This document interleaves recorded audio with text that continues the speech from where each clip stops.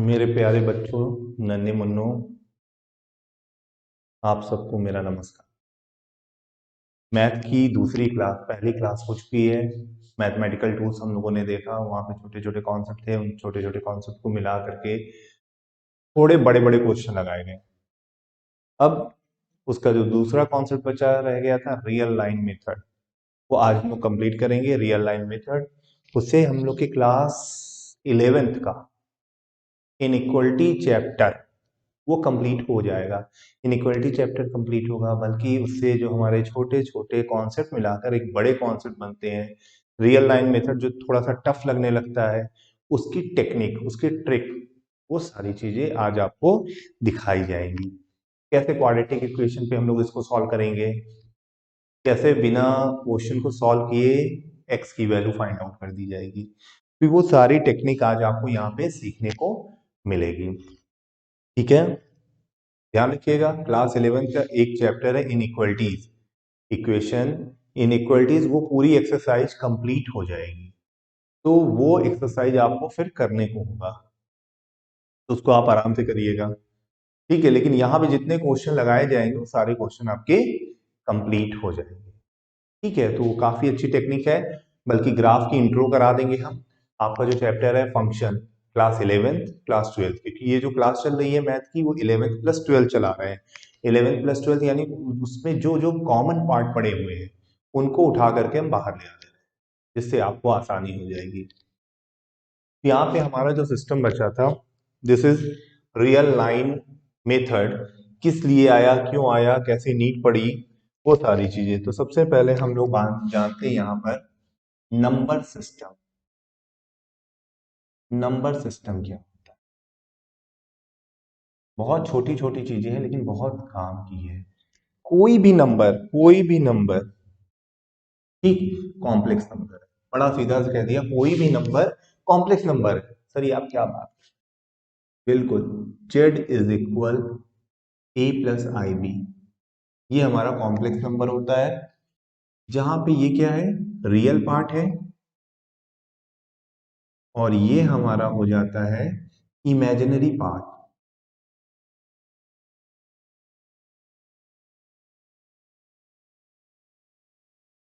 ठीक है, where A and B जो है क्या बिलोंग करता है, रियल नंबर। ठीक, ए एंड बी हमारा बिलोंग करता है रियल नंबर, और आई की वजह से ये पार्ट हमारा इमेजिनरी हुआ, इसको कहा गया अल्टा।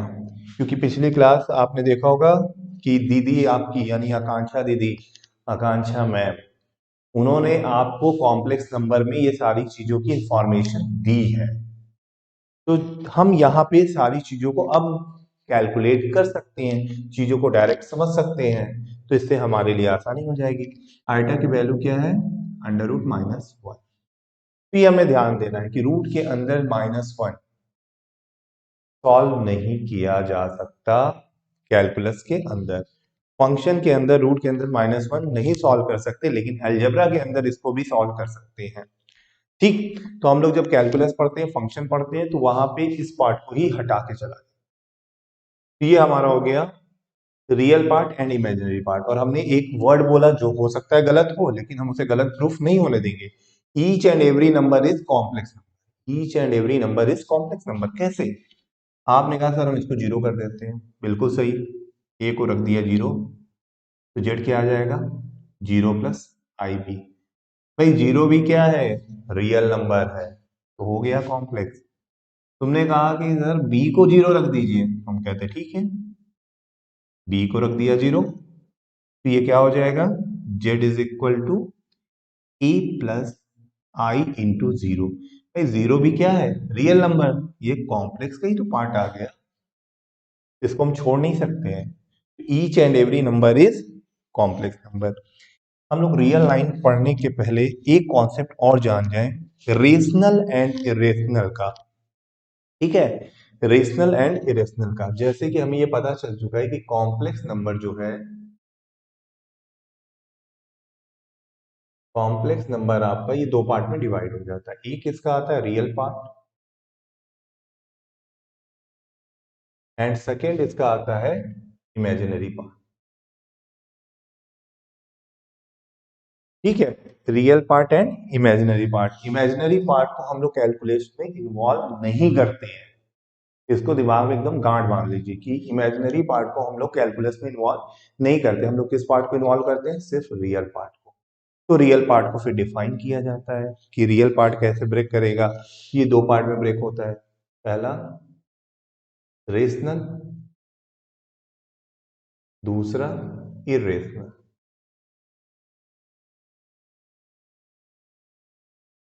रेशनल आप लोगों ने क्लास 9th 8th 10th वहां पे भी पढ़ा है, वो चीजों को डिफाइन भी किया है। क्या फॉर्म पढ़ा था कि P बाई क्यू फॉर्म हो। पी क्यू क्या होना चाहिए? इंटीजर होना चाहिए। And denominator not equal zero, जो हमने पहले ही बताया था कि डिनोमिनेटर जीरो नहीं होता। फिर दूसरा कॉन्सेप्ट यहाँ पे क्या आता है कि रेशनल ब्रेक कर जाते हैं कितने पार्ट में? 3 पार्ट में। वो क्या होते हैं? Integer, natural, prime number. Integer, natural and prime number. अब इरेशनल की बात करते हैं हम लोग। ठीक है, मैं रियल का हिस्सा है इरेशनल भी, रियल का हिस्सा है इरेशनल, इसको हम लोग मिस नहीं कर सकते। ठीक, अब क्या होना चाहिए? नॉन रिपीटिंग होना चाहिए, नॉन पीरियाडिक होना चाहिए। तो क्या हो गया? इरेशनल, नॉन रिपीटिंग,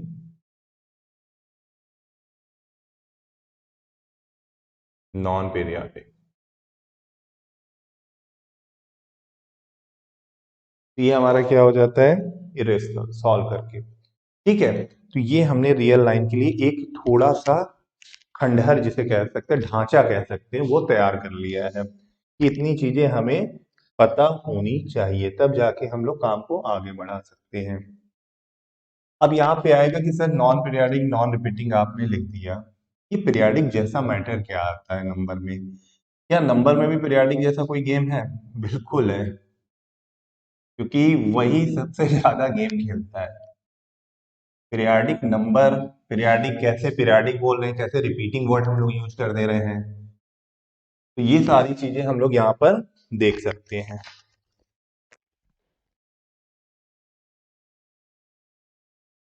देखिए, अगर लिख दिया गया 0.4, ये डॉट से लिखा जाए या 0.4 बार लिखा जाए, तो इसका मतलब क्या होता है? 4 रिपीट हो रहा है, 4 रिपीट हो रहा है।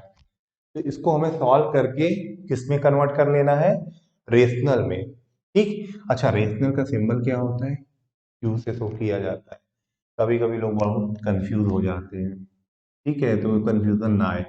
अब देखिए, इसको हमें लिखना हो तो कैसे लिख सकते हैं? 0.4 प्लस 0.044। फिर और ऐसे ही आगे बढ़ते चले जाएंगे तो 0.4 plus 0.04 plus 0.004 plus dot dot dot बढ़ता चला जाएगा। क्या लिखेंगे? 4/10, 4/100, 4/1000, इनफाइनाइट तक चले गए। ध्यान से देखिए कौन सी सीरीज बन गई? जीपी। ये जीपी सीरीज फॉर्म कर लिया है। अब आपने क्या किया, यहाँ से 4/10 कॉमन ले लिया, 4/10 कॉमन ले लिया, क्या आ गया? 1 प्लस 1/10, 1/100 एंड सो ऑन। ठीक, ये इनफाइनाइट सीरीज हो गई जीपी की। फॉर्मूला लगाइए A/1 - R, सॉल्व कर दीजिए। 4/10 इंटू, हो गया ये 1/1 - R, यानी 1/10। सॉल्व कर दिया, क्या आ गया? 4/10 multiply by, this is 10/9, 10 cancel out हो गया, 4/9 आ गया। तो यानी 0.4 बार वो क्या था? 4/9। अब आप इसको डिवाइड करके देख लीजिए। 9×4 = 36, 9×4 = 36, 36 36 36 36, चार चार बार हर बार डिवाइड होता चला जाएगा और ये आ जाएगा।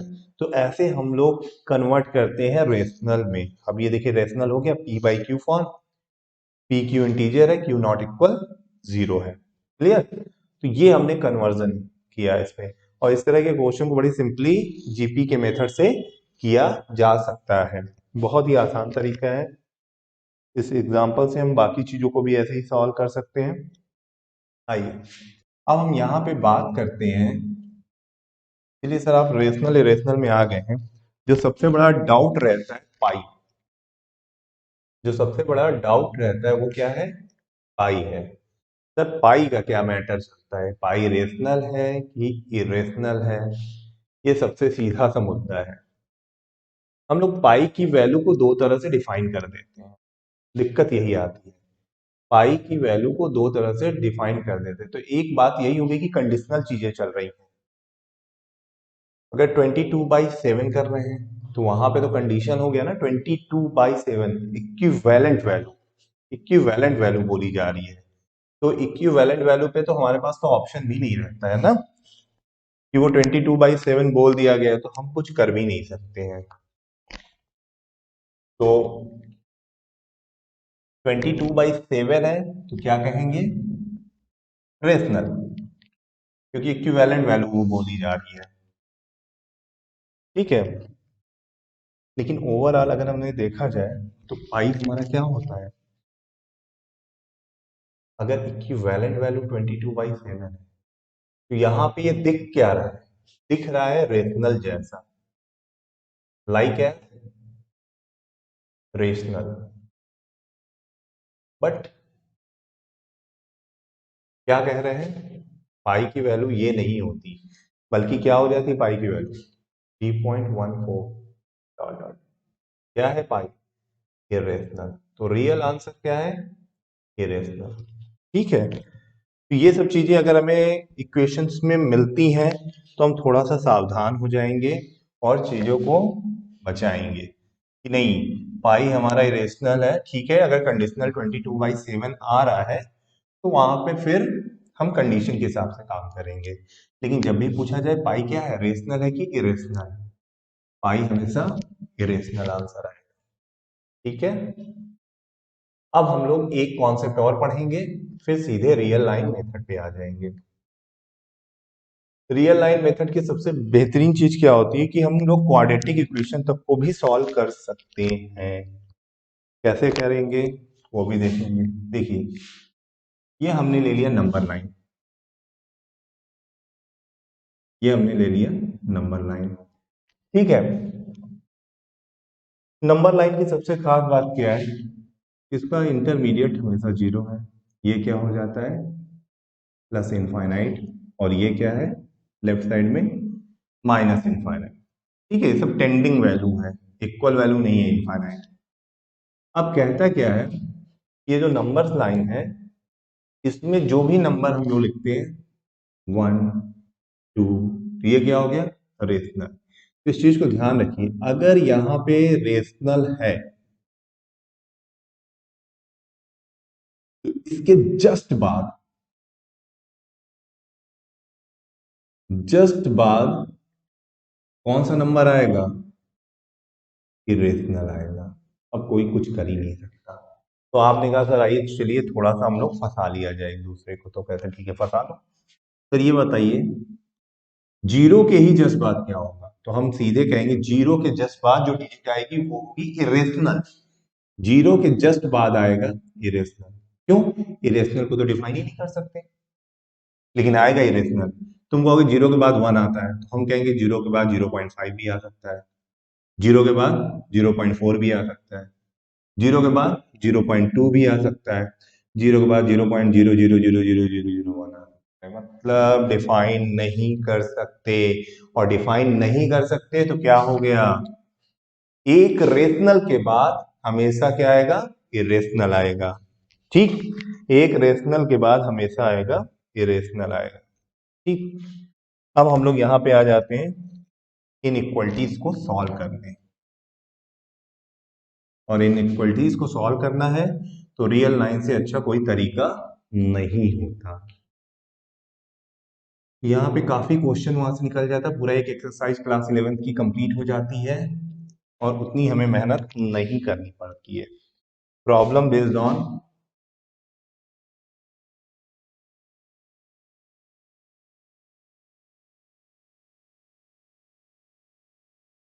अलजेब्रिक इनइक्वालिटी,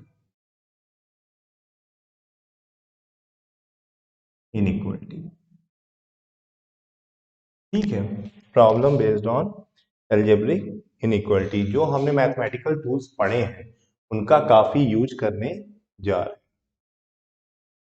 एक छोटा सा एग्जांपल लेंगे और छोटे से एग्जांपल में ही सारे काम हमारे होंगे। देखिए,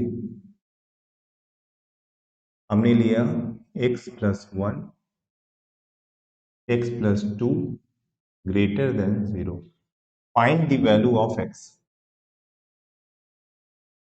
find the value of x।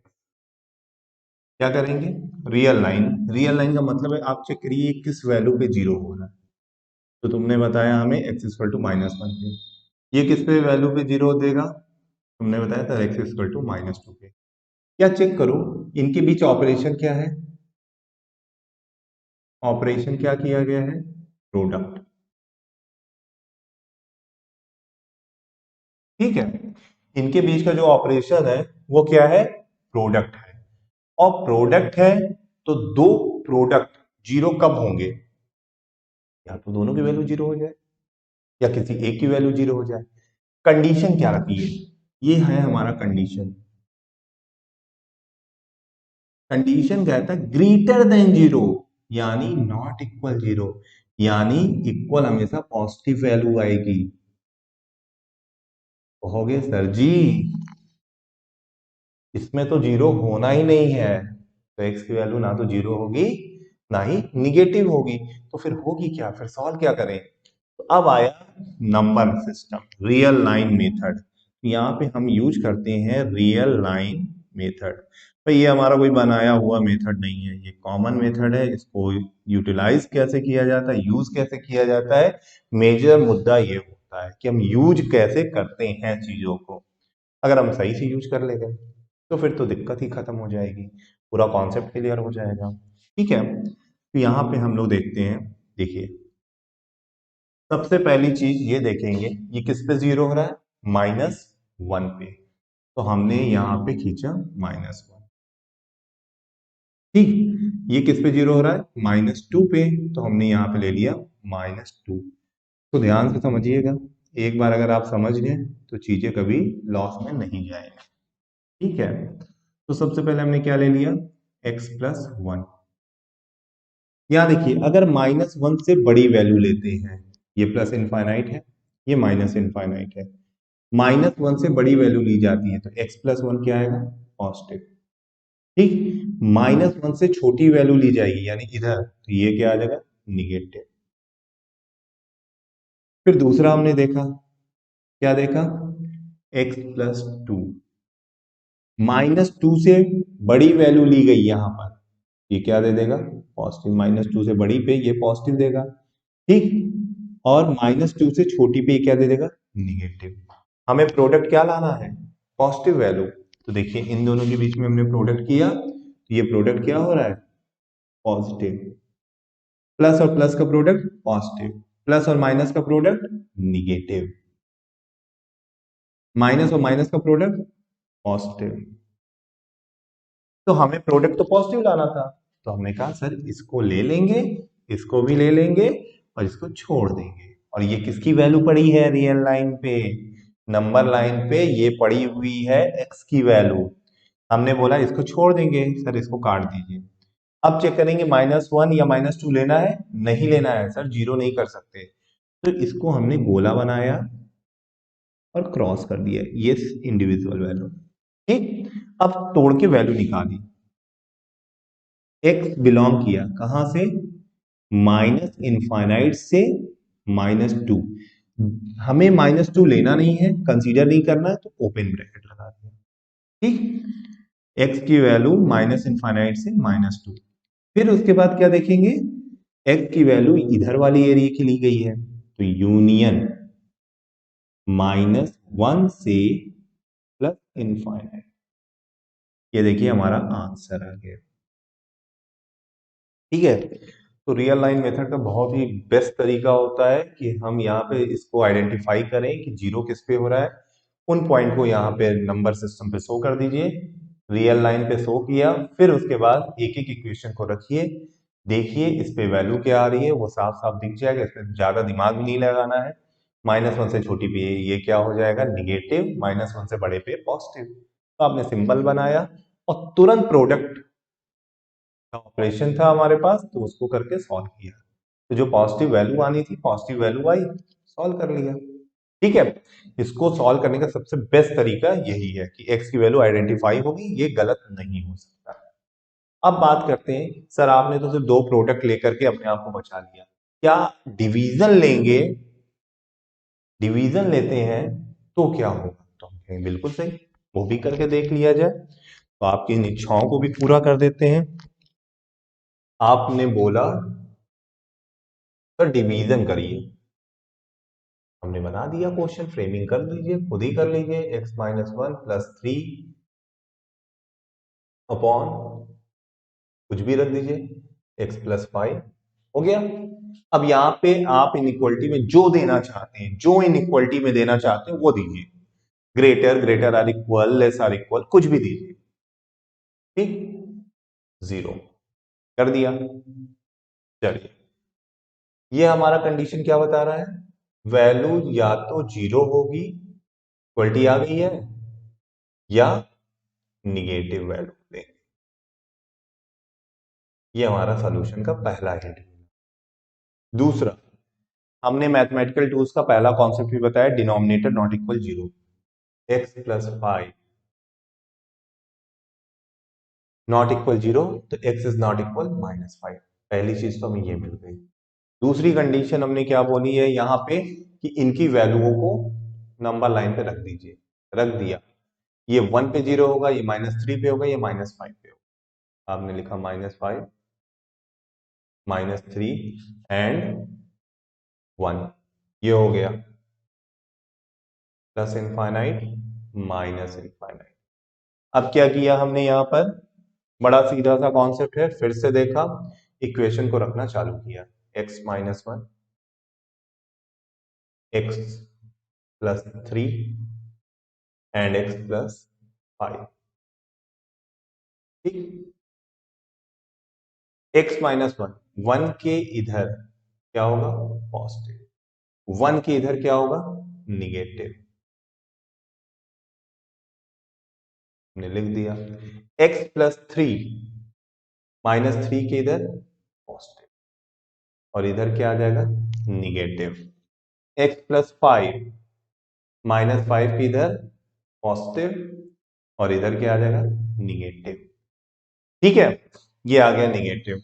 तो अब आपको देखिए ध्यान से, यहाँ पर ये तो हमारा कैलकुलेशन आ गया, अब तो आंसर भी दिखने लगा कि क्या होना चाहिए। प्रोडक्ट कहता है या तो 0 लोगे या निगेटिव, लेकिन पहले यहां सतर्क हो गए, -5 नहीं ले सकते, -5 को काट दिया। -3 को लेंगे, टिक मार लिया, +1 को लेंगे, टिक मार लिया। यहाँ लेना है, इसको कंसीडर करना है। पॉजिटिव हो नहीं सकता, देखिए पॉजिटिव पॉजिटिव का प्रोडक्ट पॉजिटिव, पॉजिटिव पॉजिटिव का डिवीजन पॉजिटिव। ये पार्ट हमारा कट गया, चुपचाप काटते जाइए। माइनस पॉजिटिव का प्रोडक्ट निगेटिव, निगेटिव पॉजिटिव का डिवीजन निगेटिव, ये ले लिया। माइनस माइनस का प्रोडक्ट पॉजिटिव, पॉजिटिव पॉजिटिव का डिवीजन पॉजिटिव, इसको छोड़ दिया। माइनस माइनस का प्रोडक्ट पॉजिटिव, पॉजिटिव निगेटिव का डिवीजन निगेटिव, को ले लिया। अब यहां से x की वैल्यू लिखना चालू करिए, x बिलोंग -इनफाइनाइट से -5, ओपन ब्रैकेट। ये वैल्यू लेना नहीं है, छोड़ा, आगे बढ़े, यूनियन -3। ठीक, क्या -3 को लेना है? बिल्कुल, तो आपने क्या किया, यहां पे क्लोज ब्रैकेट लगा दिया। ठीक है, -3 से कहां तक जाना है, +1, +1 को लेना है, हाँ, तो क्लोज ब्रैकेट आपने लगा दिया। उधर हम छोड़ चुके थे, आंसर आपके सामने निकल के।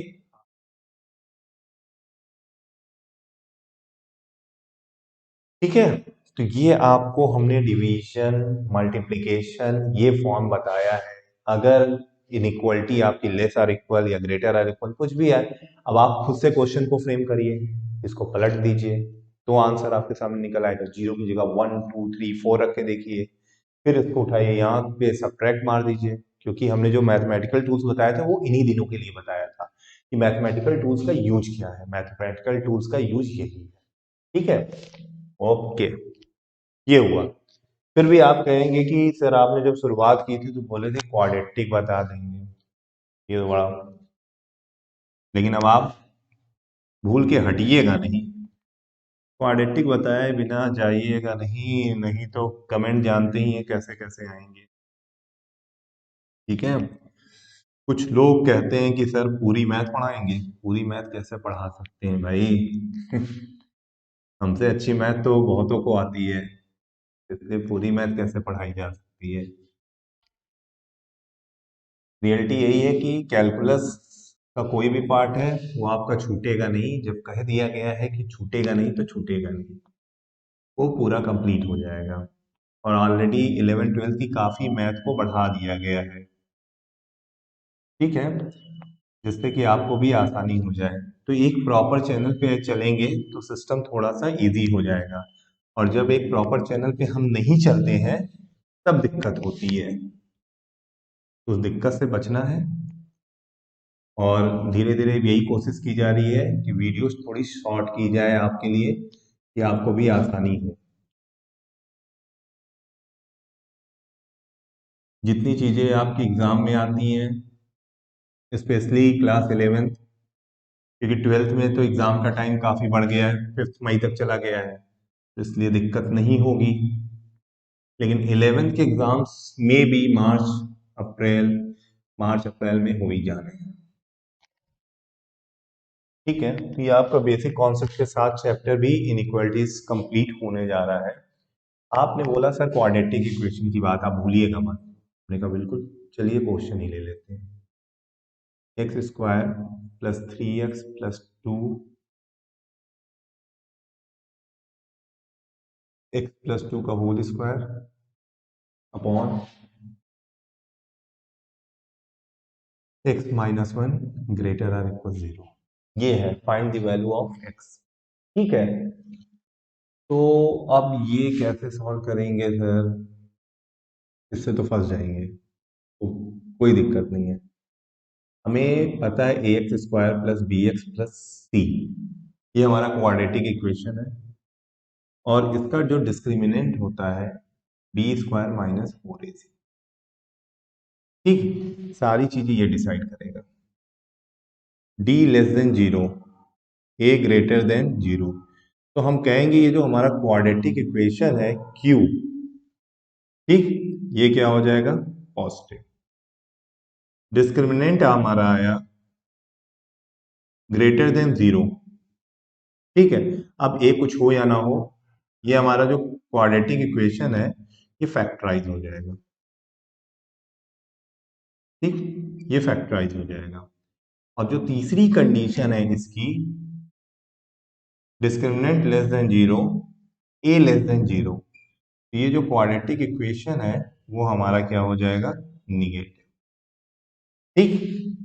अब आपने इस क्वाड्रेटिक इक्वेशन पे चेक किया, बाकी सारे कॉन्सेप्ट वही है, इस पे पावर क्या लगा है इवन लगा है, ये हमेशा क्या आएगा पॉजिटिव आएगा, जीरो या पॉजिटिव आएगा, ठीक है। तो अब इस इक्वेशन को हमने चेक किया, ये आपके काम की चीज है, इसको नोट कर लीजिएगा, इससे क्वाड्रेटिक इक्वेशन पॉजिटिव निगेटिव या फैक्टराइज होना ये पता चल जाएगा, ठीक है।